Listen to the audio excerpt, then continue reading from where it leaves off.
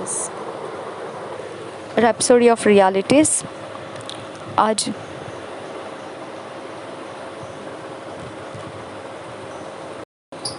शनिवार 10 अप्रैल 2021, आज Saturday 10 April 2021। Rhapsody of realities पे पास्टर क्रिस ओयाखिलोमे द्वारा आज जो वचन हमको सीखने को मिलता है वह 1 जॉन 2 चैप्टर 12 वर्स से 13 वर्स, पहला यूहन्ना की पत्री 2 अध्याय 12 वचन से 13 वचन के आधार से आज का विषय है अटेनिंग स्पिरिचुअल मैच्योरिटी, आत्मिक परिपक्वता को प्राप्त करना।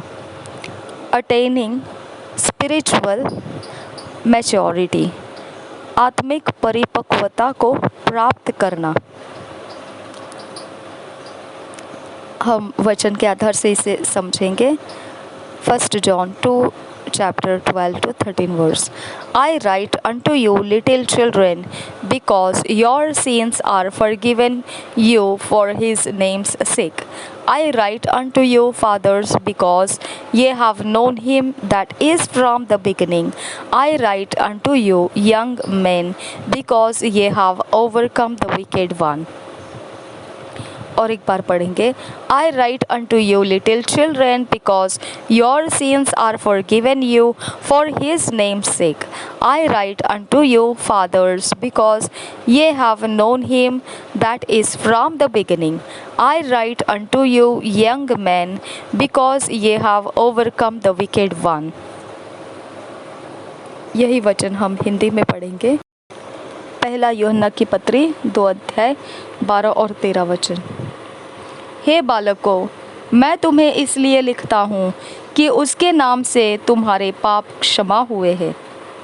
हे पितरों, मैं तुम्हें इसलिए लिखता हूँ कि जो आदि से है तुम उसे जानते हो। हे बालकों, मैं तुम्हें इसलिए लिखता हूँ कि उसके नाम से तुम्हारे पाप क्षमा हुए हैं।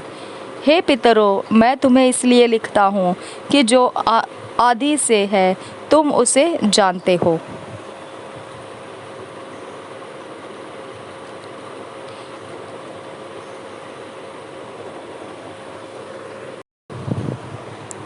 और उसके आगे वचन बढ़ता है ऐसे। हे जवानों, मैं तुम्हें इसलिए लिखता हूँ कि तुमने उस दुष्ट पर जय पाई है। हे लड़कों, मैंने तुम्हें इसलिए लिखा है कि तुम पिता को जान गए हो।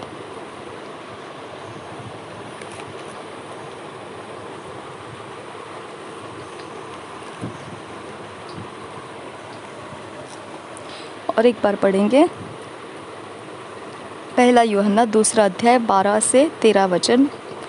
हे बालकों, मैं तुम्हें इसलिए लिखता हूँ कि उसके नाम से तुम्हारे पाप क्षमा हुए हैं। हे पितरों, मैं तुम्हें इसलिए लिखता हूँ कि जो आदि से है तुम उसे जानते हो। हे जवानों, मैं तुम्हें इसलिए लिखता हूँ कि तुमने उस दुष्ट पर जय पाई है।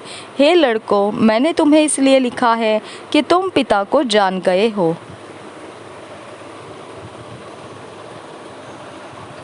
The Apostle John in the opening text addresses 3 classes of God's people.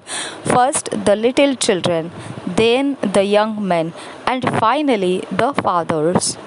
प्रेरित यूहन्ना जो है, ये शुरुआती वचन में से हम देखते हैं 3 वर्ग के परमेश्वर के जनों को वह संबोधित करके कह रहा है।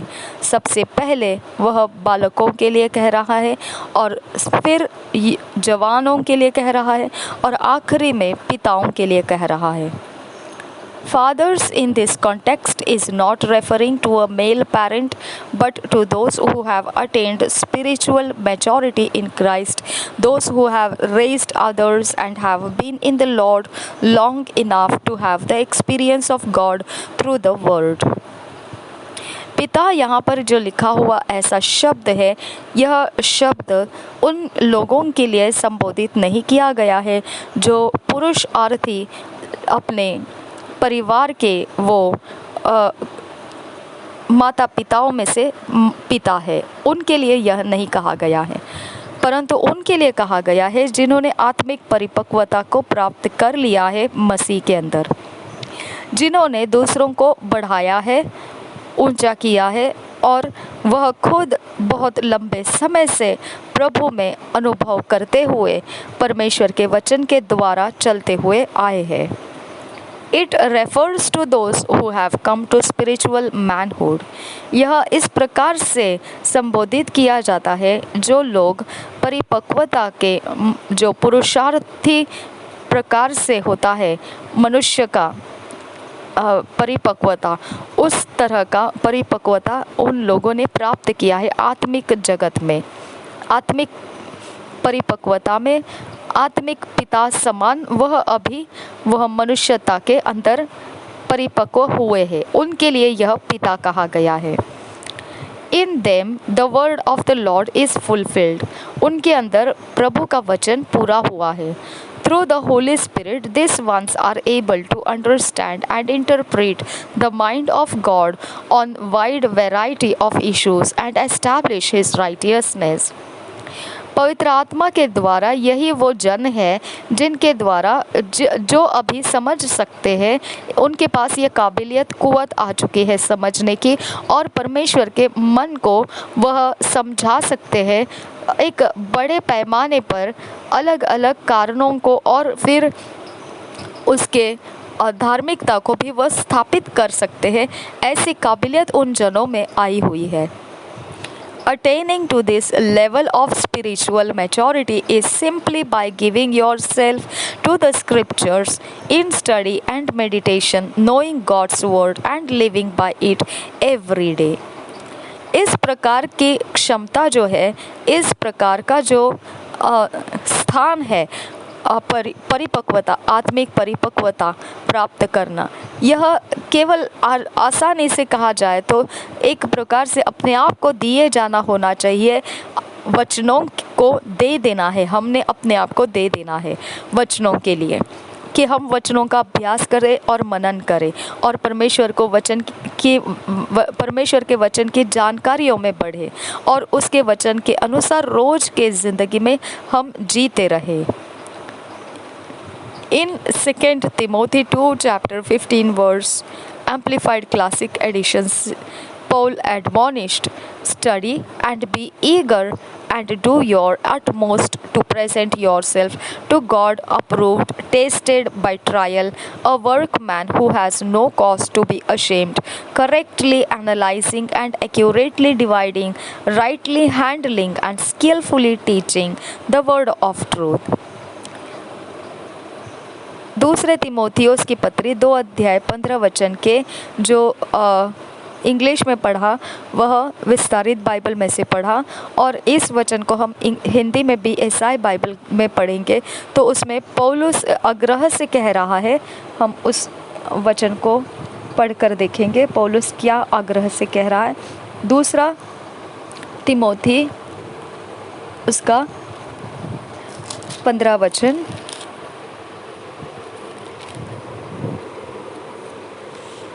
अपने आप को परमेश्वर के ग्रहण योग्य और ऐसा काम करने वाला ठहराने का प्रयत्न कर जो लज्जित होने न पाए और जो सत्य के वचन को ठीक रीति से काम में लाता हो। और एक बार पढ़ेंगे दूसरा तिमोथियोस की पत्री 2 अध्याय 15 वचन, अपने आप को परमेश्वर का ग्रहण योग्य और ऐसा काम करने वाला ठहराने का प्रयत्न कर जो लज्जित होने न पाए और जो सत्य के वचन को ठीक रीति से काम में लाता हो। ये वचन को हम अगर विस्तारित बाइबल में जो पढ़ा उसको अगर मैं हिंदी में आपको बताना चाहूँ तो पौलुस इस प्रकार से उस वचन में आग्रह करता है कि अभ्यास करना है और बहुत ही धुन के साथ और हर एक प्रकार से अपने आप को इस प्रकार से तैयार रखना है जो परमेश्वर हमको स्वीकार सके। जब भी परीक्षाओं हो या कोई भी हमारे परीक्षाएं हो रही हो तो उनमें से हम ऐसे होकर रहना है किस प्रकार से वचन को उसमें हमने लागू करना है और किस प्रकार के वचन का धुन हमने अपने ऊपर लिए हुए रहना है, और ये प्रकार से होने से हम परमेश्वर से स्वीकारे जाने योग्य बन जाते हैं।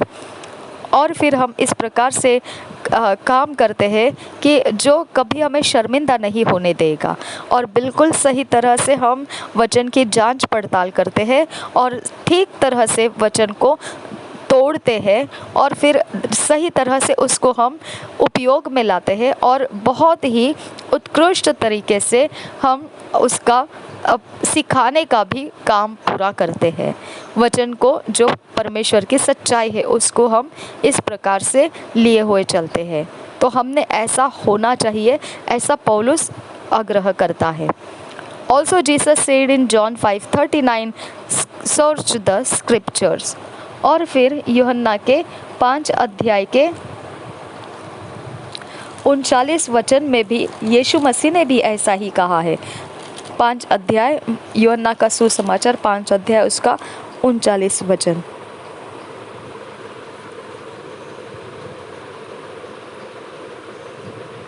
तुम पवित्र शास्त्र में ढूंढते हो, सर्च द स्क्रिप्चर्स। तुम पवित्र शास्त्र में ढूंढते हो। The scriptures have the capacity to build you unto maturity. पवित्र वचनों में वह कुव्वत है कि वह आपको तैयार कर सकता है परिपक्वता तक लिए जाकर।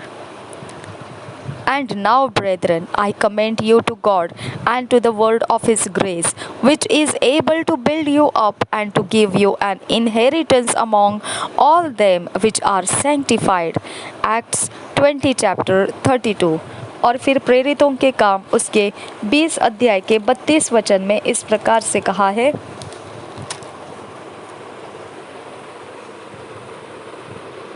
और अब मैं तुम्हें परमेश्वर को और उसके अनुग्रह के वचन को सौंप देता हूँ जो तुम्हारी उन्नति कर सकता है और सब पवित्र किए गए लोगों में साझी करके मिरास दे सकता है। और एक बार पढ़ेंगे, और अब मैं तुम्हें परमेश्वर को और उसके अनुग्रह के वचन को सौंप देता हूँ जो तुम्हारी उन्नति कर सकता है और सब पवित्र किए गए लोगों में साझी करके मिरास दे सकता है।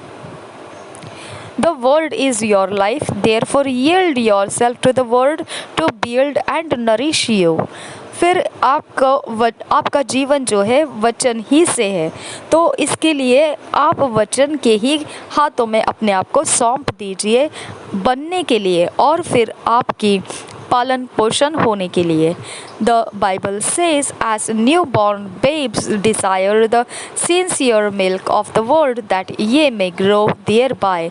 1 Peter 2 chapter 2 verse। और पवित्र बाइबल इस प्रकार से बताता है, पहले पत्रस के 2 अध्याय का 2 वचन,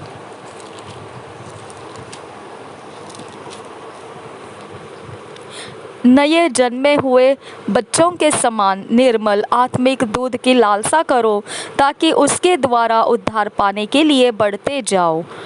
नए जन्मे हुए बच्चों के समान निर्मल आत्मिक दूध की लालसा करो ताकि उसके द्वारा उद्धार पाने के लिए बढ़ते जाओ। The word is the only ingredient that can transform and build our lives on all 3 levels, spirit, soul and body।